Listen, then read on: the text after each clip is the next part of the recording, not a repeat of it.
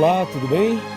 É um prazer estar junto a você para mais uma vez estudarmos a Palavra de Deus.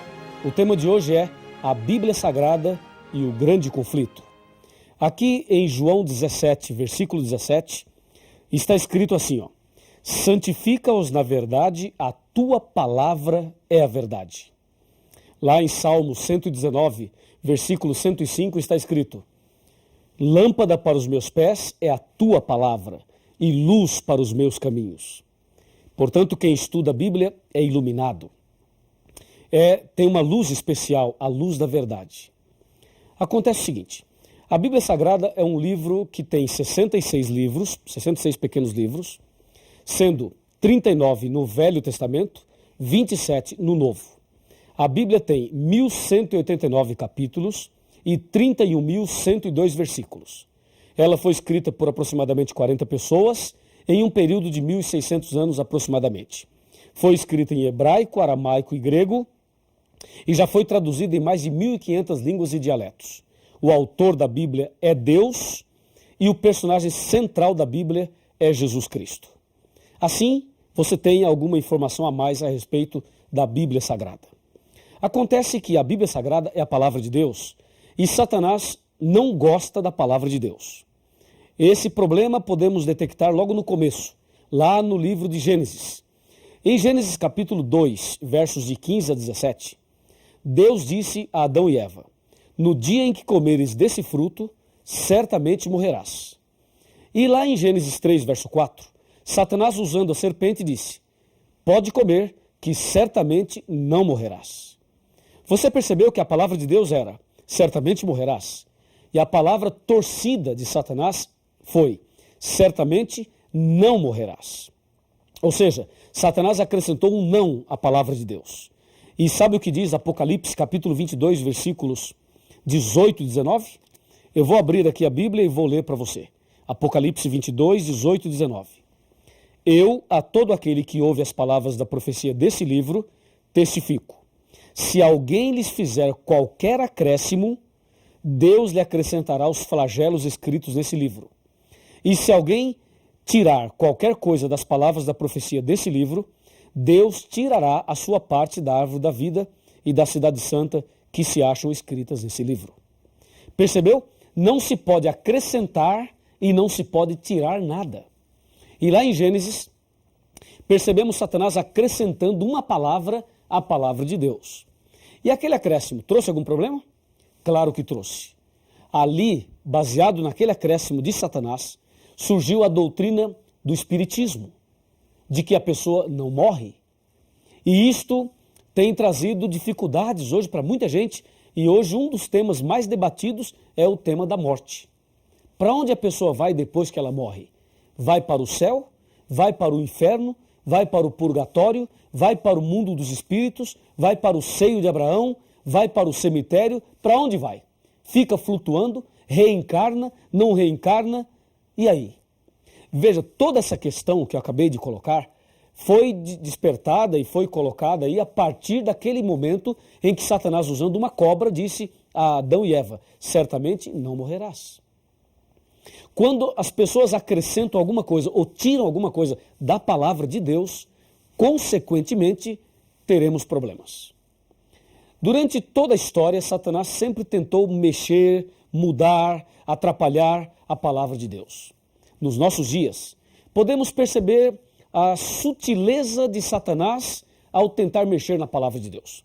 Vamos analisar isto com bastante carinho, com bastante atenção. Me acompanhe aqui no raciocínio desse ponto do tema. Hoje existem muitas versões da Bíblia, muitas traduções da Bíblia, não é verdade? Existem tantas versões que você pega um versículo e analisa em várias versões e, se não tomar cuidado, uma ou outra parece não traduzir corretamente aquele texto. Aquele texto do hebraico, ou do aramaico, ou da língua grega.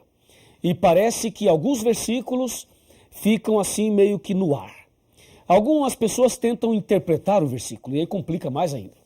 Por exemplo, há algumas Bíblias aí que quando você pega Apocalipse 1, versículo 10, ali diz, fui arrebatado em espírito no dia do Senhor. Só fala isso, não diz mais nada.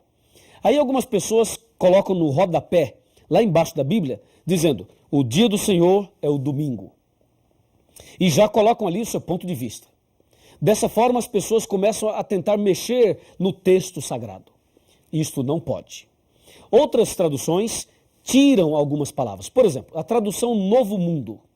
A tradução Novo Mundo da Sociedade Torre de Vigia, quando cita lá João capítulo 1, versos de 1 a 3, e diz: no princípio era o verbo estava com Deus e o verbo era Deus. Depois no verso 14 diz: e o verbo se fez carne e habitou entre nós. Aquele verbo é Jesus. E Jesus é apresentado em João como Deus Criador. Mas na Bíblia, a tradução Novo Mundo, está escrito assim, ó: no princípio era a palavra estava com Deus e a palavra era um Deus. Esse um entre colchetes e esse Deus com D minúsculo. Colocando Jesus como uma criatura e não como criador. Além de ser pecado isto, é uma blasfêmia e com isto há também o problema de mexer na palavra de Deus. E assim, existem outros casos que não temos agora condições e tempo para abordar todos eles. Você já pode perceber que Satanás está também lutando nesse grande conflito contra a palavra de Deus.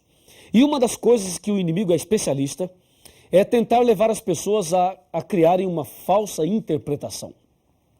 Hoje, em nossos dias, existem cerca de 36 mil religiões do ramo cristão. E cada religião fala uma coisa. Cada religião tem uma doutrina, tem um pensamento. E por que existem tantas religiões e a cada dia surgem novas? Justamente porque as pessoas leem uma coisa e entendem outra. Ou porque o inimigo muitas vezes atrapalha a compreensão da pessoa da palavra de Deus. E por isso nós temos que tomar bastante cuidado e prestar muita atenção e ler a palavra de Deus sempre com muita oração. Se você pegar a Bíblia romana e a Bíblia João Ferreira de Almeida e fizer uma comparação, você irá perceber algumas coisas graves. Eu vou lhe mostrar algumas delas. Me acompanhe. Agora eu vou fazer uma análise rápida da Bíblia romana e também fazer uma comparação com a Bíblia João Ferreira de Almeida atualizada ou corrigida, tanto faz. Me acompanhe aqui. Na palavra de Deus, já disse, ela tem 66 livros, certo? Disse também que ela tem 1.189 capítulos, 31.102 versículos, 773.693 palavras e 3.566.480 letras. E vimos que a Bíblia está subdividida em 5 partes, foi o nosso primeiro estudo. Agora veja, a ira de Satanás contra a palavra de Deus levou ao seguinte problema, comparando a Bíblia romana com a Bíblia original. Na Bíblia original, nós sabemos, como eu já disse, existem 66 livros, mas a Bíblia romana tem 73 livros. Assim, podemos perceber a ira de Satanás mexendo na palavra de Deus. Como já vimos também, ele é especialista em mudar e torcer a palavra de Deus. Por exemplo, na Bíblia romana, existem 7 livros a mais. O primeiro livro é 1 Macabeus, depois 2 Macabeus, depois Tobias, em seguida Judite, depois Sabedoria, Eclesiástico e Baruque. Esses 7 livros são conhecidos como livros apócrifos, ou seja, livros ocultos. A palavra apócrifo aí vem do grego, que quer dizer oculto. Alguma coisa que não foi revelada por Deus. Então esses 7 livros aí aparecem a mais na Bíblia romana. E mais, no livro de Esther existe um acréscimo. E no livro de Daniel também existe um acréscimo. Assim, a Bíblia romana vai contra um princípio da própria Bíblia, que diz: nada deve ser acrescentado e nada deve ser tirado. Como você pode perceber, eles acrescentaram, enquanto em outras versões eles tiraram. Mas nós devemos manter fidelidade à palavra de Deus.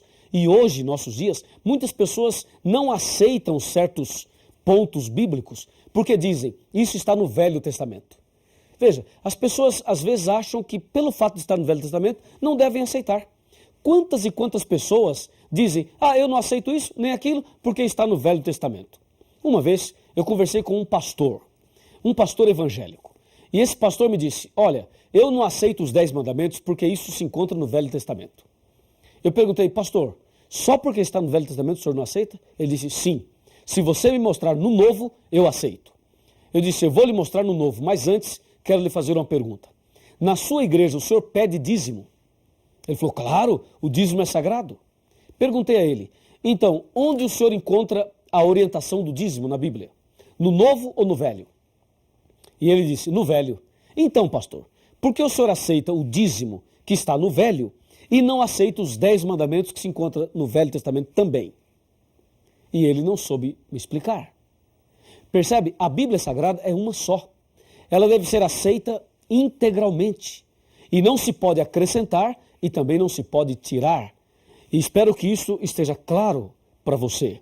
O problema é que esses 7 livros a mais que eu acabei de mencionar, eles trazem mensagens estranhas, erros doutrinários, como orações pelos mortos, falsas curas, feitiçarias, salvação por esmolas e obras, alteração do destino das almas após a morte e também a falsa doutrina do purgatório.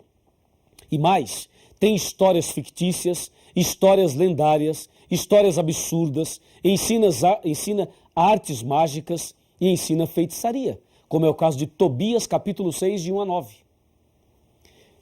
Deu para perceber? Não se pode acrescentar e não se pode tirar. E agora veja o outro ponto tão grave quanto esse. Me acompanhe nesse raciocínio, nesse pensamento. Um outro ponto tão grave quanto esse.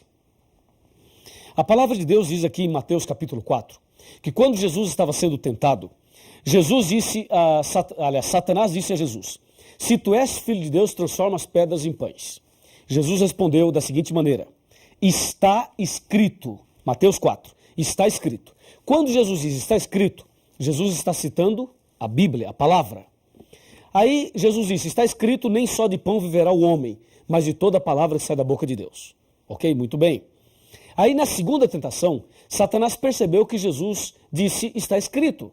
Então na segunda tentação, no versículo 5, diz assim, ó, então o diabo o levou à cidade santa e colocou-o sobre o pináculo do templo e lhe disse, se és filho de Deus, atira-te abaixo, porque está escrito, aos seus anjos ordenará a teu respeito que te guardem, e eles se sustentarão nas suas mãos para que não tropeces em alguma pedra.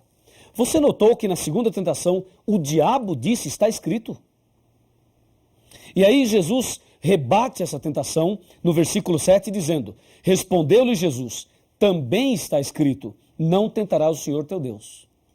Você notou que em um texto o diabo diz, pula Jesus, porque está escrito que Deus vai te proteger. E Jesus rebate dizendo, mas também está escrito. Eu pergunto, quem estava certo, Jesus ou Satanás? Satanás ou Jesus? Quem estava com a razão? Claro que você vai dizer, Jesus está com a razão, e eu também digo isso. Mas você diz que Jesus estava com a razão só porque o outro é Satanás? Ora, Satanás usou a Bíblia, não usou? Jesus usou a Bíblia também, não usou? Claro, os dois usaram a Bíblia. E como você sabe que Jesus está certo e o diabo não, se os dois usaram a Bíblia? Quer ver? Para complicar um pouquinho mais. Imagina, tira Jesus, tira Satanás do contexto aqui, do cenário aqui, e coloque uma religião no lugar de Jesus e outra no lugar do diabo. Uma usa a Bíblia e diz, é assim. A outra usa a Bíblia e diz, não, não é assim, é assim. E aí eu pergunto, qual das duas está certa? Percebeu? Aí a coisa começa a se complicar. Então aqui, nesse caso da tentação de Cristo, nós percebemos de forma bem clara o que acontece no mundo religioso. Nem todo mundo que usa a Bíblia está falando a verdade. Nem todo mundo que está no púlpito pregando a Bíblia ou em algum outro lugar possui a verdade. Você vê, o diabo usou a Bíblia e eu pergunto, ele estava certo? Não, não estava. Jesus usou a Bíblia e Jesus estava certo. A pergunta é, por que Jesus estava certo e o diabo não, se os dois usaram a Bíblia? É simples, é que Jesus usou o texto dentro do contexto e o diabo usou o texto fora do contexto, totalmente fora. O diabo pegou um texto e forçou o texto a falar uma coisa que ele não estava falando. É justamente isso que acontece em nossos dias. É exatamente esse o problema. As pessoas hoje, muitas delas, usam o texto fora do contexto. Só para você ter uma ideia, uma vez eu estava ouvindo um programa de rádio e o pregador dizia assim, o Salmo 23 fala, preparas uma mesa perante mim na presença dos meus inimigos. Sabe o que esse pregador fez? Mandou fabricar uma mesa e colocou uma toalha branca sobre a mesa e deu envelopes para as pessoas e disse para as pessoas, coloquem os seus pedidos sobre a mesa, porque Deus diz, preparas uma mesa na presença dos meus inimigos. E diz ele, sexta-feira tal, nós iremos aqui fazer oração forte na presença do inimigo e Deus nos dará a vitória, porque está na Bíblia. Você percebeu? Ele pegou um texto da Bíblia, torceu o texto e fez o texto falar uma coisa que não está falando para tentar convencer as pessoas a darem dinheiro e a fazer a campanha que ele queria fazer. Isto aí é usar o texto fora do contexto. Porque quando o salmista, no capítulo 23, fala, preparas uma mesa na presença dos meus adversários, ele não manda você fabricar uma mesa. Mas ele se refere ao que acontecerá no momento da perseguição. Esse Salmo 23 vai se cumprir na época da perseguição. E as pessoas torcem o texto, como esse exemplo que acabei de dar. Meu amigo, a palavra de Deus é uma lâmpada para os nossos pés, é uma luz para o nosso caminho. Quem estuda a Bíblia jamais será enganado, jamais será confundido. Agora, aproxime-se aqui de mim. Chegue bem pertinho aqui de mim, que eu vou te dizer algumas palavras importantes dentro desse assunto, dentro desse contexto. Pode chegar um pouquinho mais perto. É o seguinte, se você examinar a Bíblia, se você se apegar cada vez mais à palavra de Deus, saiba de uma coisa, a luz da verdade brilhará no seu coração e as trevas serão banidas. E vai se cumprir na tua vida o que está na palavra de Deus. Lembra? Conhecereis a verdade e a verdade vos libertará. Então, não deixe que o engano tome conta de você, mas permita que a verdade ilumine a sua vida. Se você assim deseja, então feche os seus olhos e vamos conversar com Deus. Querido Deus, nosso muito obrigado por esta mensagem da Tua Palavra. Ajuda-nos, ó Deus, a andar nos Teus caminhos e que a Tua Palavra seja estudada a cada dia e que a verdade que encontramos nela possa ser colocada em prática por cada um de nós. Abençoe esta pessoa que estuda a Bíblia conosco hoje. Nas Tuas mãos eu o entrego. Em nome de Jesus. Amém.